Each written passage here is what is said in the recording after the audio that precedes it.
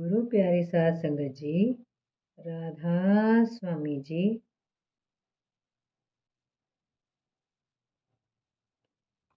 एक और वृतांत देकर इस विषय को समाप्त करता हूँ।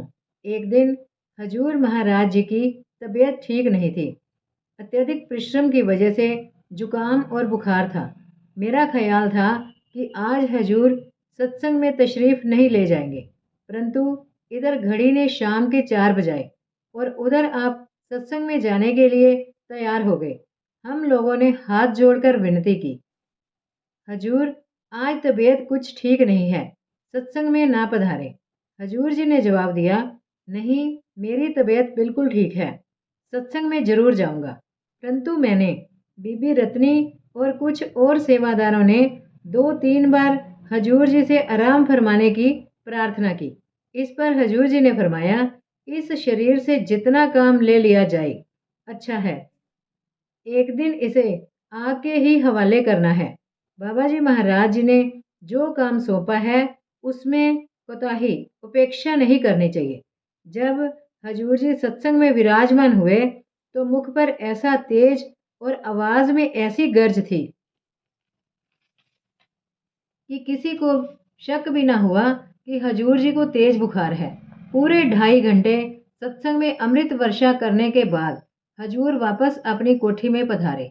मैं अंदर से दरवाजा बंद कर ही रहा था कि एक व्यक्ति भागता हुआ आया और कहने लगा कि वह अभी आया है और हजूर महाराज जी के दर्शन करना चाहता है। मैंने कहा, भाई, आज हजूर जी की तबीयत ठीक नहीं है, अभी 2.5 घंटे सत्संग में बैठकर आए हैं, अब अंधेरा हो गया है, कल सुबह दर्शन कर लेना।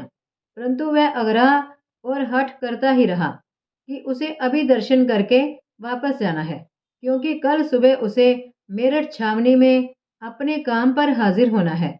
जब वह बहुत जिद करने लगा तो मुझे क्रोध आ गया और मैंने सख्ती से कहा, बाबा, रहम करो सरकार पर, चंद साल और जी लेने दो उन्हें। और जबरदस्ती दरवाजा बंद करके अंदर से कुंडी लगा दी। उस समय उस व्यक्ति के चेहरे पर ऐसी उदासी और मायूसी छा गई कि मेरे पत्थर दिल को भी चोट सी महसूस हुई, परंतु मैंने दरवाजा ना खोला। जब मैं ऊपर पहुंचा तो महाराज जी ने फरमाया, एक शख्स बहुत दूर से आया है, मुझसे मिलना चाहता है, जाओ दरवाजा खोल आओ। मैंने अर्ज की, हजूर, एक शख्स आया तो था, लेकिन मैंने उसे ऊपर आने से रोक दिया क्योंकि हजूर बहुत थके हुए थे। ये सुनकर हजूर जी ने हुक्म दिया कि जाओ और उसे ऊपर ले आओ। मैंने नीचे आकर देखा तो वह व्यक्ति वहां ना था। बाहर आकर देखा पर वह ना मिला। मैंने अरूण सिंह की दुकान, बड़े सत्संग घर के अंदर व आसपास, ऑफिस, लाइब्रेरी आदि सब तरफ उसकी तलाश की, लेकिन वह ना मिला। आखिर निराश होकर वापस आ गया। जब ऊपर जाने लगा तो क्या देखता हूँ कि वह शख्स हजूर जी के बरामदे के एक खंबे के सहारे खड़ा है। मैंने हाथ जोड़कर उससे माफी मांगी और कहा कि चलो भाई, तुम्हें हजूर जी याद कर रहे हैं, मैं तो सारे डेरे में तुम्हें तलाश कर आया। ये सुनते ही खुशी से उसकी आंखों में आंसू भर आए, साथ ही मेरे भी आंसू निकल पड़े। हम दोनों ऊपर आए। हजूर जी आराम कुर्सी पर बैठे उसका इंतजार कर रहे थे। मैंने सोचा कि हजूर जी उसे 2-4 मिनट दर्शन देकर आराम के लिए चले जाएंगे, लेकिन जैसा कि हजूर कभी कभी फरमाया करते थे, संतों को आराम कहाँ, संतों की जागीर ही बेआरामी है। उस व्यक्ति ने बड़ी दीनता के साथ नामदान के लिए विनती की और महाराज जी उसे उसी वक्त नाम देने को तैयार हो गए। मैंने सुझाव देने की कोशिश की कि बहुत देर हो गई है, हजूर दूसरे दिन सुबह नाम बख्श सकते हैं, परंतु हजूर जी ने हुक्म दिया कि सीढ़ियों का दरवाजा बंद कर दो और किसी को ऊपर ना आने दो। हजूर जी ने उसे वहीं अपने पास बिठाकर नाम दे दिया और इतनी ज्यादा तवज्जो दी कि मैं सोचने लगा कि बात क्या है। काफी रात गए नाम देकर उठे और वह शख्स मुझे अपना नाम व पता लिखाकर उसी वक्त स्टेशन चला गया।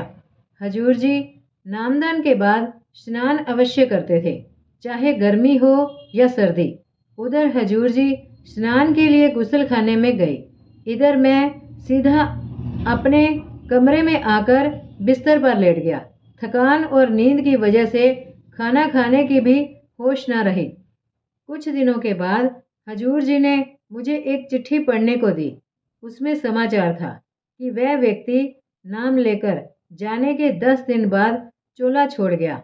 उसकी अंत समय में जो हजूर जी ने संभाल की, उसका पूरा विवरण लिखा था। उसे केवल 2 दिन बुखार आया। मृत्यु से कुछ समय पहले वह उठकर बैठ गया और अपनी पत्नी तथा अपने भाई से बोला, इस समय मेरा अंतर का पट खुल गया है।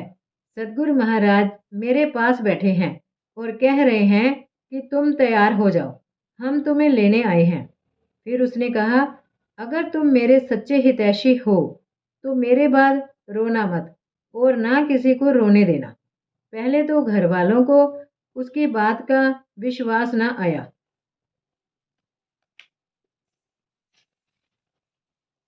कहने लगे कि लो, इसे एक दिन बुखार आया और कहता है कि मेरे मरने की सूचना आ गई है। लेकिन जब उसने विश्वास दिलाया तो उसकी पत्नी ने पूछा, तुम्हारे बाद मेरा क्या होगा? उसने जवाब दिया, तुम कोई फिक्र ना करना, सदगुरु महाराज जी की शरण में ब्यास चली जाना। फिर अपने भाई से बोला, अगर तुम जन्म मरण के बंधन से छुटकारा पाना चाहते हो तो जितनी जल्दी हो सके सीधे ब्यास चले जाना और नाम ले लेना। चिट्ठी पढ़ते हुए मेरी आंखें भर आई। अब पता चला कि सदगुरु दीनदयाल ने उस दिन सेहत ठीक ना होते हुए भी उसे उसी वक्त नाम क्यों बख्शा था। गर्मी सर्दी, भूख प्यास, बीमारी व तंदुरुस्ती सब हजूर जी के लिए समान थी। कितने ही बीमार क्यों ना हो, अपने फर्ज में कभी ढील नहीं करते थे। हानि लाभ की चिंता ना थी। रुपए पैसे के नुकसान की भी परवाह ना करते थे। हर हालत में राजी व रजा रहते। मालिक की मौज में खुश रहते। खुशी और गम, हर्ष और शोक में अडोल रहते, जैसा कि पहले लिखा जा चुका है। हजूर जी के मंझले पुत्र सरदार बसंत सिंह जी जवानी की उम्र में ही चोला छोड़ गए थे, परंतु इस दर्दनाक घटना से हजूर जी का चित्त जरा भी ना डोला। जब बसंत सिंह जी बीमार थे तो हजूर जी उनको लेकर डेरे आ रहे थे। साथ में बंता सिंह था। हजूर जी ने देखा कि हालत खराब हो रही है और अंत समय निकट है। आपने सोचा कि अगर ऐसी हालत में डेरे पहुंचेंगे तो बीबी रुको रोने पीटने लगेगी और जिद करेंगी कि इसे रख लो। हजूर जी तो जो भी बाबा जी की मौज थी उसमें राजी थे।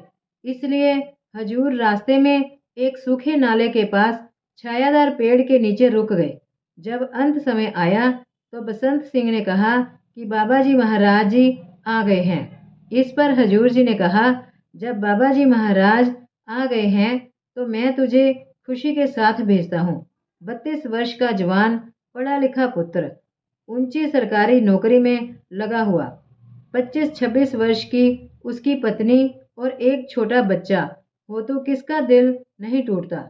लेकिन हजूर जी बिल्कुल शांत थे।